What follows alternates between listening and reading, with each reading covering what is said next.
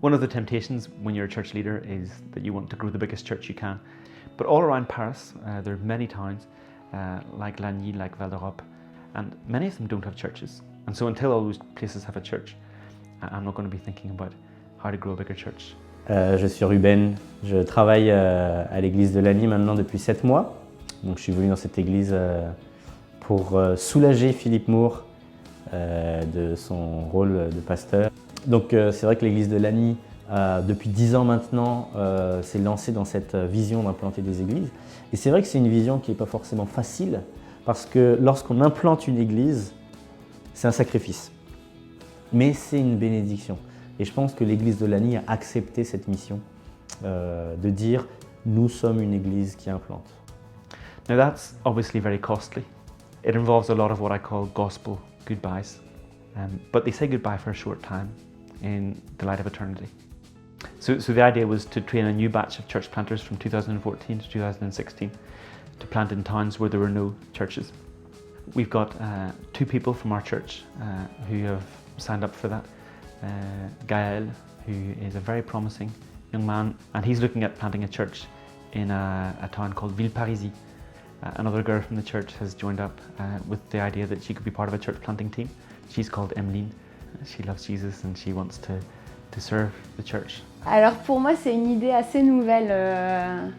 L'implantation d'église, c'est quelque chose à laquelle je n'avais pas forcément beaucoup réfléchi avant d'arriver dans l'église. Je pense que c'est important de propager l'évangile, de former des disciples et puis de ne pas juste rester dans notre petite église entre nous, confortablement, mais on est appelé à aller au-delà. Je m'appelle Gaël Wagoum, et je suis d'origine camerounaise. Villeparisis, c'est le projet qui me tient à cœur en ce moment. J'ai regardé un peu le profil de la ville. Je me suis rendu compte que c'était une ville de 25 000 habitants à peu près et qui n'avait pas d'église évangélique, pas de témoignage de la foi chrétienne. Et donc aujourd'hui, l'idée pour moi serait de passer du temps dans une vraie implantation d'église, une église qui aurait à cœur justement la progression de l'évangile auprès et au loin. Et quand je parle au loin, personnellement, la vision elle est précisément au Cameroun. The great thing about this Paris area that we live in is that it is a melting pot for the whole world. There's a guy in our church called Robert, and he speaks Farsi. He spent time in Iran, grew up in Iran, and for the last while he's been preaching the gospel to a group of Iranians that meet in the south of Paris. Populations that are difficult, if not impossible, to reach by going to the country are at our doorstep and even willing to hear the gospel. So France has really got a global reach, but Europe has got a global reach even more so. We can multiply those examples up.